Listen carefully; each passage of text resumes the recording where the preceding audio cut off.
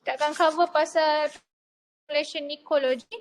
Saya cover sikit lah yang mana kita pernah cover sama-sama yang mana population ecology is actually the study about the population. Sebelum ni kita dah cover about the species, about the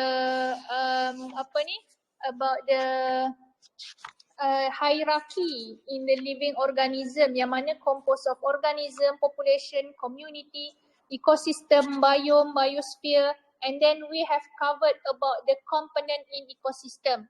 Component in ecosystem ada 3 untuk biotik yang mana kita cover producer, decomposer and consumer. Okay, that is for biotic component, ada 3 hafal And then interaction between living, interaction between biotic component. Tadi kita dah cover biotic component ada 3, tetapi the interaction between the living components themselves consists of 3 as well, which first one is competition, persaingan, ada predation. Predation is between prey and predator, symbiosis. So symbiosis ni basically ada 3, commensalism, mutualism and parasitism. Okay, and you are expected to be able to give an example for each of the type of the symbiosis. Okay, apa contoh mutualism? Contohnya lichen kan, mycorrhizae. Saya pernah bagi tahu contoh sebelum ni. Okay, kalau contoh commensalism, contohnya adalah apa dia? Remora fish and shark. Lagi adalah interaction between biotic and abiotic component. Okay, so kat sini dia yang mana kita akan cover interaction dia kat sini, dia yang mana conclusion adalah we depends on each other for the survival. Alright, then hari ni saya terus tengok kita tengok about the population ecology. What is population ecology? Okay, yang mana it is about the study of the population in nature. Contohnya adalah human population growth, like you see on the screen here is the example of the human population. You can see that pada tahun, cuba awak tengok, pada nak kata about 50 years ago, yang mana 50 years ago kita tengok around dalam berapa? Dalam 3.5 billion. Now 7.8 billion, and then by 2050 pada tahun 2500 we are expected to reach to 10 billion. Okay, 10 billion people in this world. Can you imagine how dense the human population on earth? So sekarang macam mana kita we are study about the population. Okay, nanti kita akan tengok lah. Yang ni you guys dah cover, yang mana consists of biotic potential. So what is meant by biotic potential? Yang mana biotic potential is the maximum number of offspring that an organism can produce under ideal condition. Macam saya pernah explain sebelum ni, for example, what is your ideal condition or your optimum environment or the best environment that can you make yourself perform at boleh dapat score 4.0 each semester. Macam mana awak boleh score macam tu? So antaranya adalah apa contohnya, kalau dekat college ni mungkin kita nak dapatkan internet yang laju, and then kita nak kata instead of 250 ringgit setiap bulan, kali ni awak dapat 2,500 setiap bulan. Oh my god, kan? Nak kata itu adalah ideal sangat untuk you guys. So semua tu membantu untuk you perform. Tapi kalau dalam population ecology, nak kata apa perform ataupun the best performance of an individual organism is dia boleh reproduce, dia boleh menghasilkan anak yang banyak. Okay, so anak yang banyak ni inilah biotic potential. So bila anak yang banyak, the number of population increases. Okay, the population size increases. Hence, kita nak kata kita akan dapat exponential growth curve. Exponential growth curve yang itu berbentuk J macam yang kita nampak ni. Okay, contohnya human population. Population ni macam berbentuk J. Dia naik, increase rapidly. Okay, increase rapidly. So nak kata kita sekarang ni, we can conclude that we actually living in ideal condition. Nak kata secara general lah kita secara generalnya manusia ni live in ideal condition. Why? Because of walaupun nak kata certain negara not in ideal environment, but in general manusia ni we can overcome apa yang menjadi halangan kepada kita.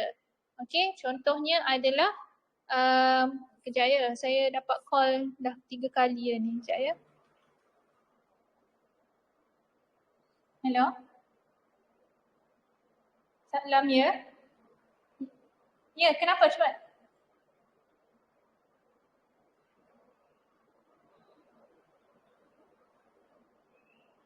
Okay. Okay, macam ni. Nanti saya call balik, okay? Saya tengah kelas. Kawan awak tu sesak nafas apa-apa tak sekarang? Oh, demam. Okay, tak apa. Nanti saya contact balik, okay? Alright. Kelas, dengar ya? Saya, dengar tak suara saya? Hello, hello? Dengar, dengar. Okay.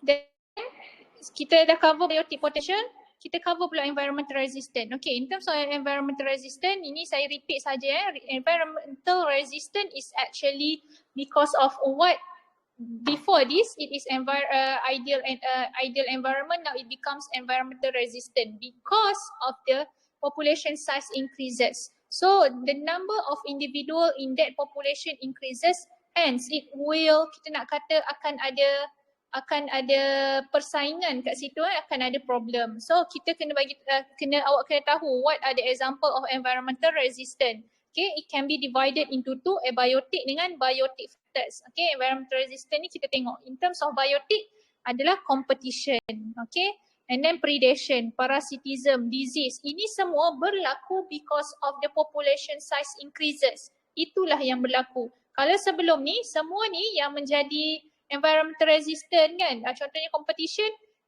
waktu ideal, waktu biotic potential sebelum ni, no competition, no predation, no parasitism, no diseases, no everything become positive lah, ada competition, predation.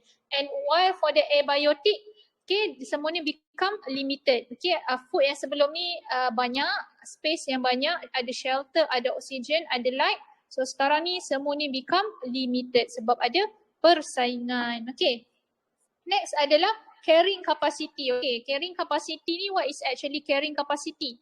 Okay, awak rasa, okay, carrying capacity is, kalau dalam buku awak ni dia kata maximum population size then can be supported by the environment. Maximum population size that can be supported by the environment.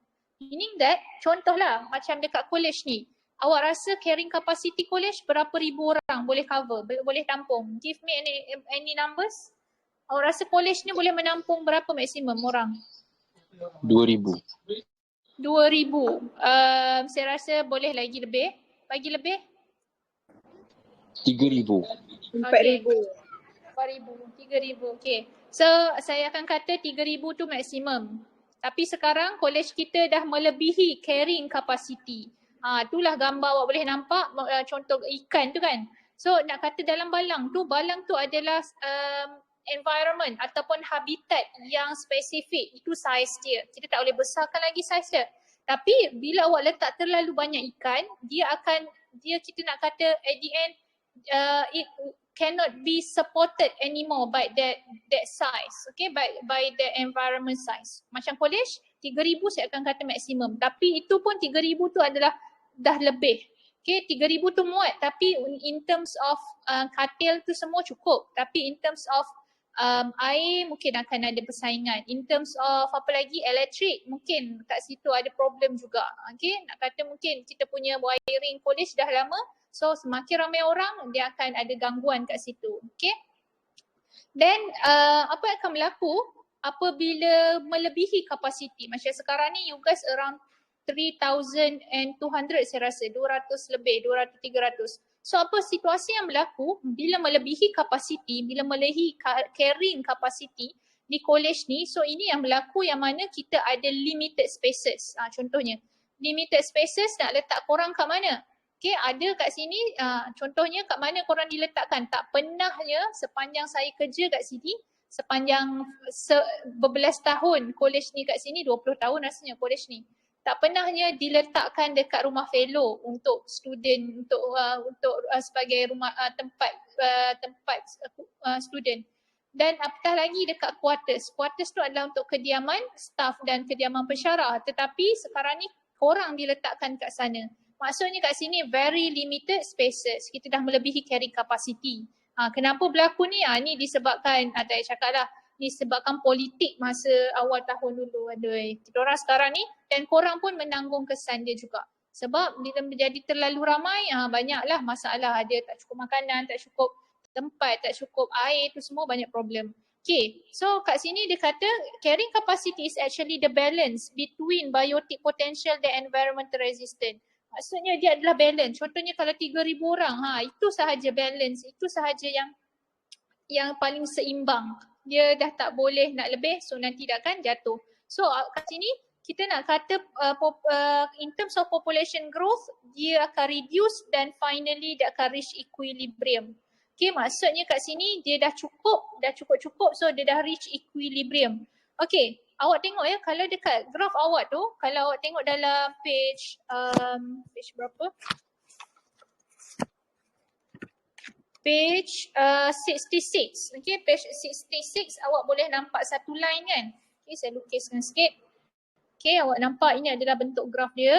Yang mana ada satu J, satu lagi adalah sigmoid ataupun S shape. Okay, so sekarang ni, yang mana J shape ni, okay, this one is J shape. J shape ni dia sebenarnya refer kepada R tadi. R ni adalah simbol untuk biotic potential. Awak kena hafal ya. Apa yang saya ajar ni memang masuk petang ni. Okay. So R ni adalah untuk carrying capacity, R ni adalah biotic potential. So kita akan naik dengan cepat. Berlaku rapid population growth. And then nak kata bila tu semakin ramai akan ada problem. Okay, so saya lorekkan ni adalah dia environmental resistant. Maksudnya akan ada problem bila terlalu banyak individu dalam satu habitat tu. So apa yang berlaku yang mana the growth is not anymore rapid. The population growth is not anymore rapid, it become slower. So dia akan bertukar bentuk, okay? Dia punya shape dia akan menjadi S shape. Okay? So kat sini line ni kita consider K ni adalah carrying capacity. Okay, ingat ya.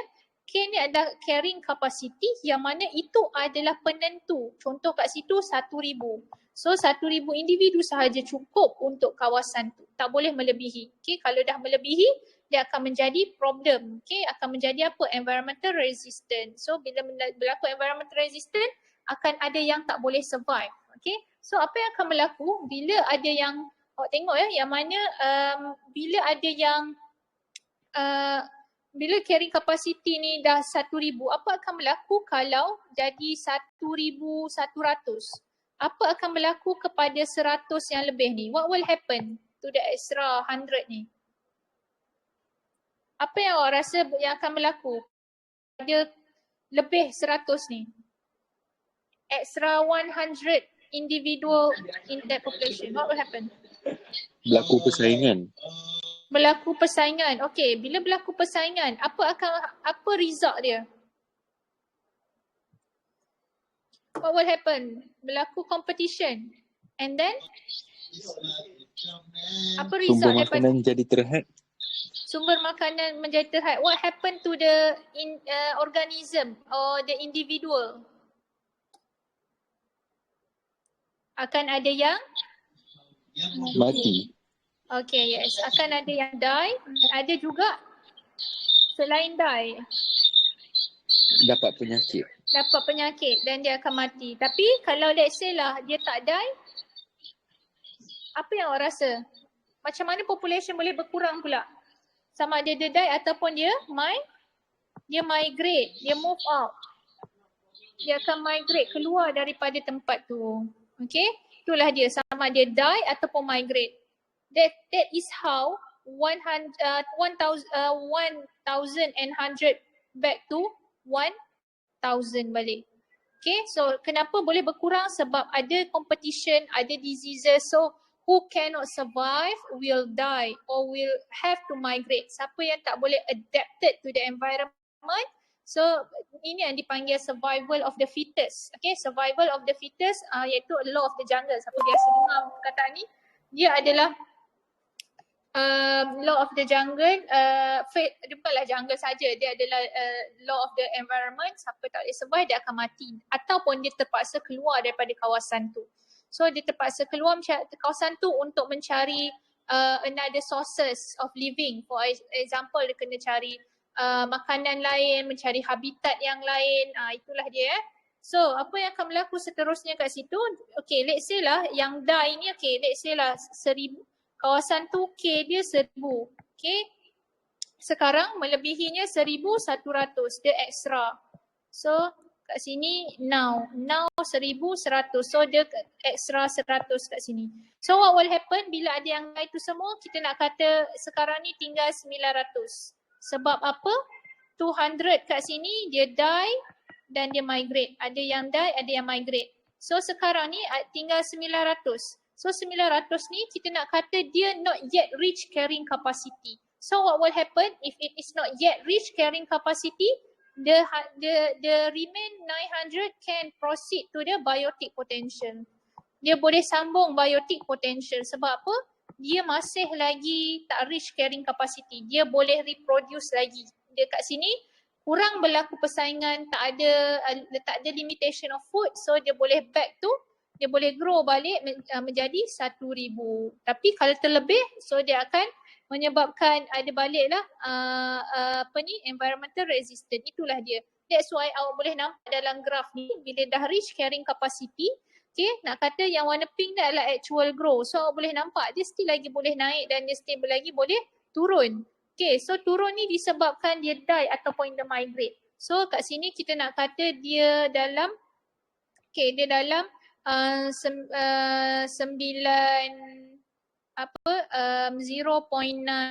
million, 900,000.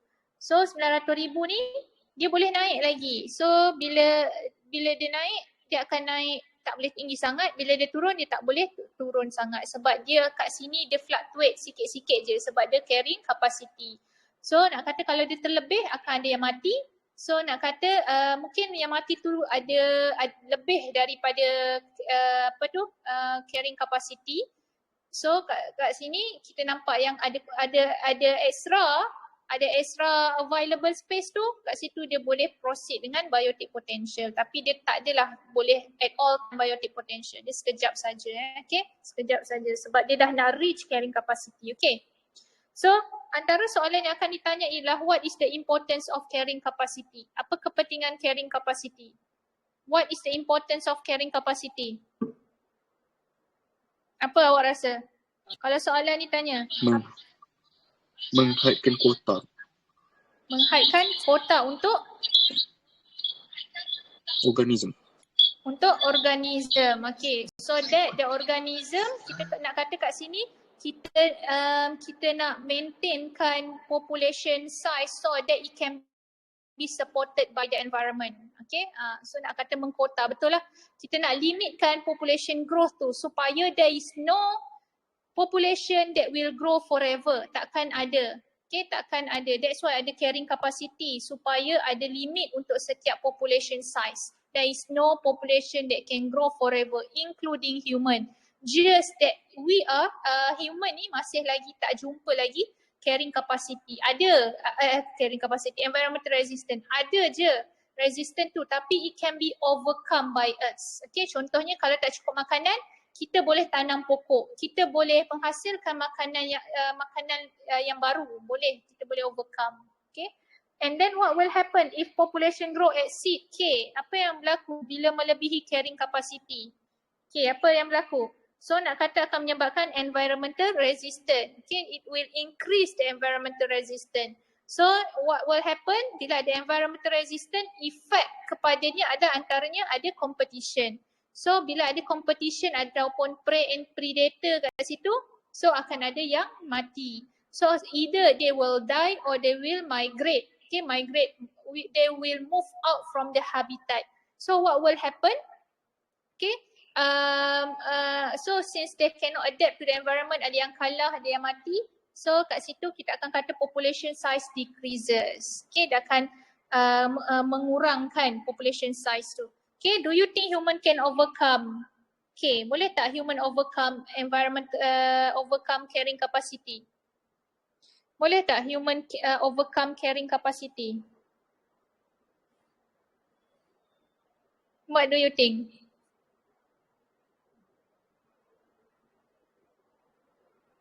Boleh tak human overcome carrying capacity? Tak ada jawapan ke? No. No. Kenapa? Give reason. Why you said so?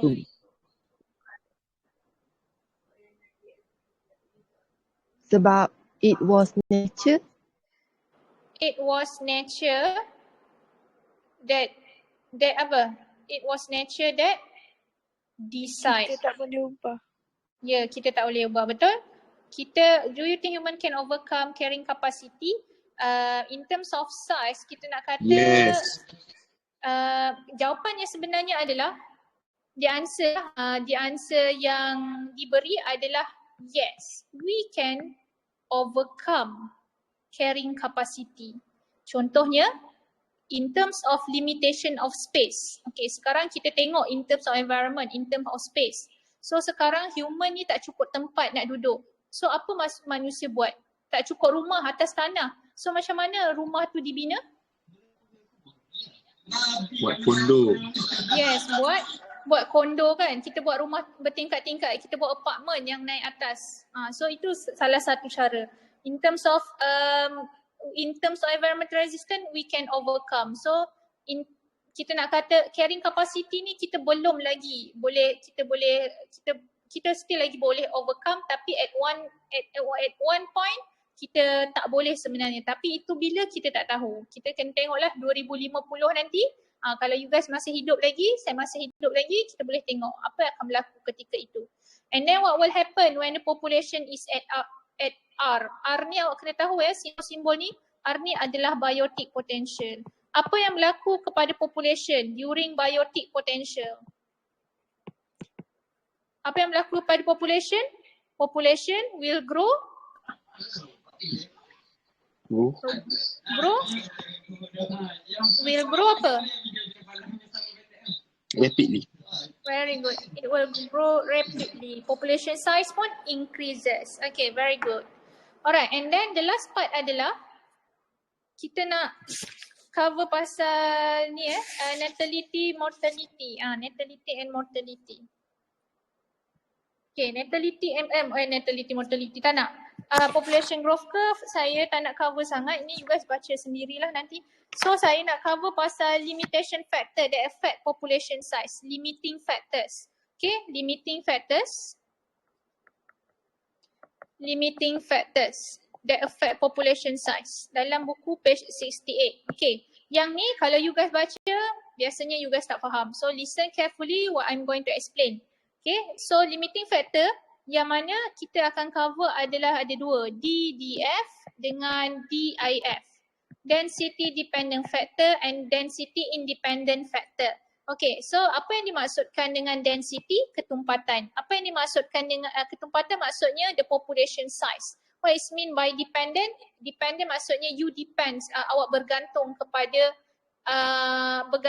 sesuatu. And then factor adalah factor. So it is the factor that happen due to the population size. Okay, that's why ada perkataan dependent. Faktor yang berlaku, biasanya faktor tu yang menyebabkan. Tapi kali ni faktor tu yang berlaku disebabkan oleh density tu. Okay, another one is density independent. Maksudnya faktor yang berlaku yang tidak bergantung. Okay, do not depends on the density ataupun ketumpatan population tu. Alright, so mudahnya kat sini.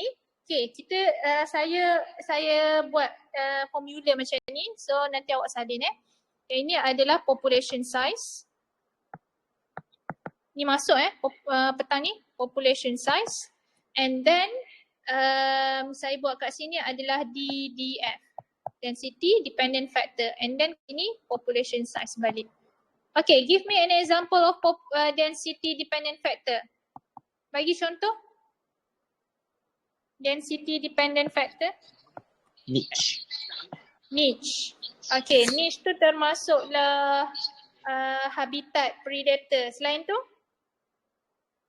Competition. Yang senang lah, competition lagi. Overcrowding. Overcrowding. Lagi? Yang biasa you guys dengar, diseases. Okay, so ini semua adalah contoh faktor untuk density dependent factor. Okay, so listen carefully. Macam mana saya, ini formulanya saya ajar. Okay, so kita tengok ya, bila population size berlaku, okay, bila population size increases, happen. So what will happen? It will cause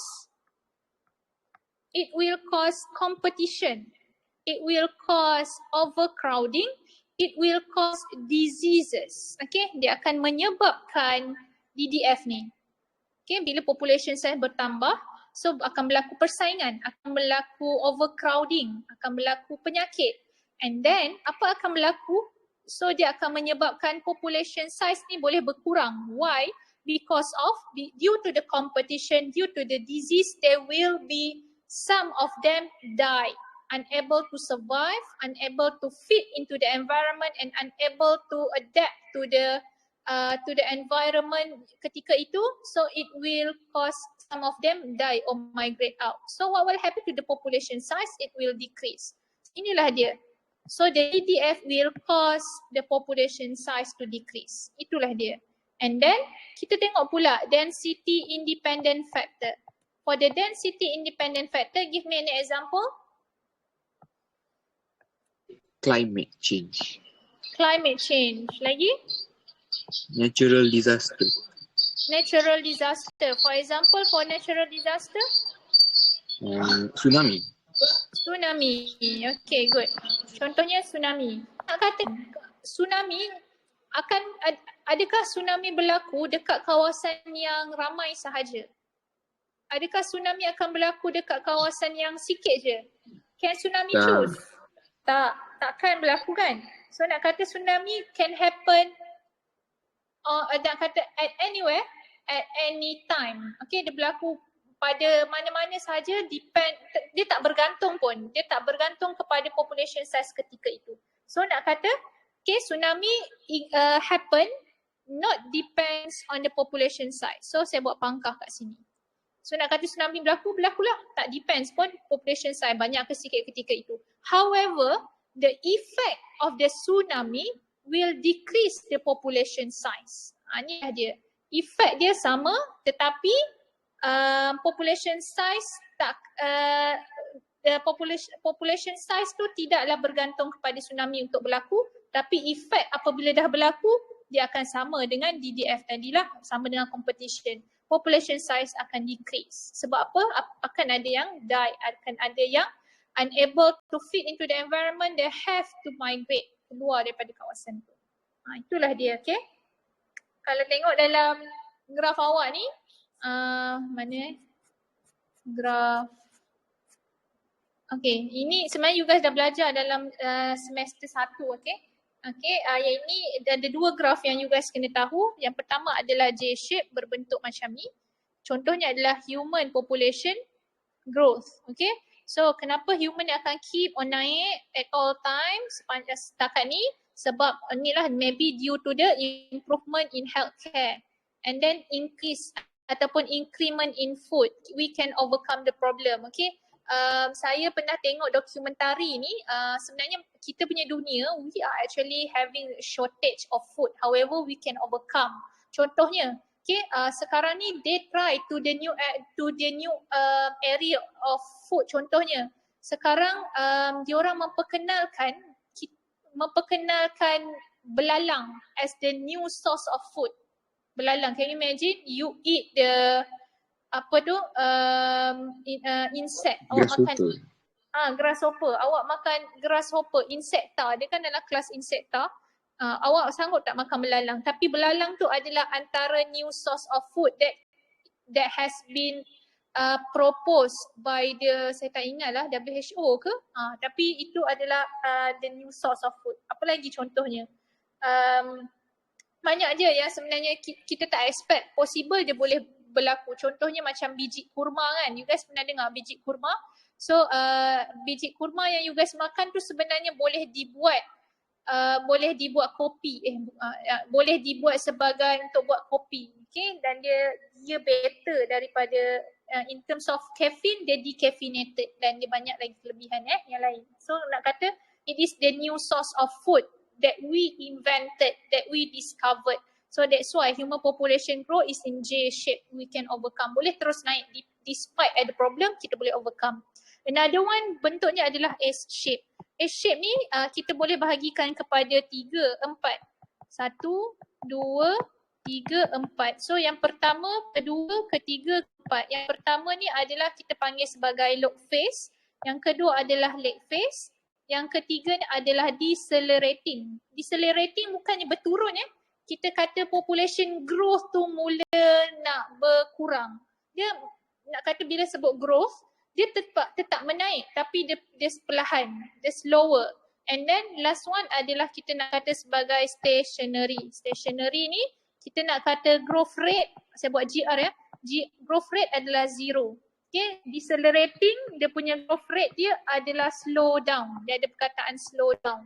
Kalau ni lag phase, ni log phase terbalik. Kalau log phase ni dia punya rapid, kalau lag ni adalah slow. Okay, so apa yang menyebabkan mula-mula slow? Okay, kenapa pada satu population yang baru, kenapa mula-mula pertumbuhan dia slow? Because of the organism in the population, they are trying to adapt to the new environment. That's why slow. Macam saya pernah sebut sebelum ni, contohnya you baru je masuk college kan. Semester 1 hari tu pada minggu pertama. Okay, minggu pertama time tu lah awak akan rasa macam nak balik, nak keluar matrik, menangis. Tak payah ceritalah, saya punya pengalaman. Saya pernah menarik tangan seorang pelajar perempuan yang mana dia mengamuk, baru je mak ayah dia hantar. And then dia petang tu dia berlari nak parent tunggu sampai petang lah nak pujuk dia untuk masuk asrama. Tak pernah masuk asrama. So dia menangis, dia nak sampaikan kita orang menarik dia daripada masuk dalam kereta. Oh, tak payah cakap lah, luka saya time tu. Okay, dia punya mencakar, saya tak tahulah apa yang berlaku time tu sampai macam tu sekali. And then nak kata minggu pertama tu lah time tu orang kata mandi tak basah, tidur tak lena, makan tak kenyang, semuanya serba-serbi tak kena. Okay? Sebab awak time tu you are adapting to the new environment. You are not biasa dengan time tu keadaan baru. And then bila awak dah adapted, barulah time tu rapid awak punya growth. Okay, rapid time tu number of individual increase lah. Tapi kalau contoh macam college, time tu lah awak dah laju sikit. Awak dah tahu nak tidur pukul berapa, bangun pukul berapa, makan pukul berapa, cepat sikit kan. Okay, study pun awak dah boleh laju, awak dah boleh mudah faham. And then in terms of decelerating, decelerating ni mungkinlah time ni slow down sikit sebab awak mungkinlah time ni awak rasa tak sihat ke, ataupun mungkin time ni awak rasa macam very stress, okay, time tu awak mula slow down. And then sekarang ni adalah stationary, yang stationary ni growth rate nya 0. Kenapa growth rate 0? Because dia dah reach carrying capacity. Dia reach carrying capacity. Saya buat K lah, dah reach K, carrying capacity. Okay, alright. Then setakat ni itu saja. Ada soalan tak? Apa yang saya nak minta you guys untuk buat ni? Tak ada? Miss, yang tadi yang increment of food tu maksudnya apa? Increment ni increment maksudnya increase. Dia increase. Increase. Dia punya bahasa Melayu dia increment adalah kenaikan. Kenaikan tu bahasa Inggeris dia increment. Sebenarnya adalah increase lah. Okay, increase of food. Okay, so itu sahaja apa yang saya nak you guys buat lepas ni. Ada masa 20 minit. You are required to answer your tutorial book page 70, 71, 72, 73, 74. Okay, saya nak awak start dengan number 3. Jawab soalan nombor 3 dulu. And then bila dah siap, awak start balik dengan nombor 1, nombor 2. Okay? So, kalau ada apa-apa soalan, do let me know. Nanti kita akan discuss. Okay, ada apa-apa soalan? Yang buku tutor, muka surat 71, jom 2, jom 3, jom 4. Yang mana soalan tu? Saya tak sure kalau kita sama page tapi belakang tu kan ada soalan. So jawab semua tapi start dengan nombor 3. Start dengan nombor 3 sebab you baru je cover tadi. Okay, start dengan nombor 3, lepas tu start all over dengan nombor 1, nombor 2. Okay? Kalau tak ada soalan, itu sahaja setakat ni. Okay, thank you everyone. Okay, make sure petang ni skor tinggi. Okay, study dulu. Petang ni jangan lupa ada pukul 4 suku saya dah assign. So awak tunggu sahaja, nanti akan appear soalan tu. Okay, thank you everyone. Bye. Jawab soalan Terima kasih jawab soalan.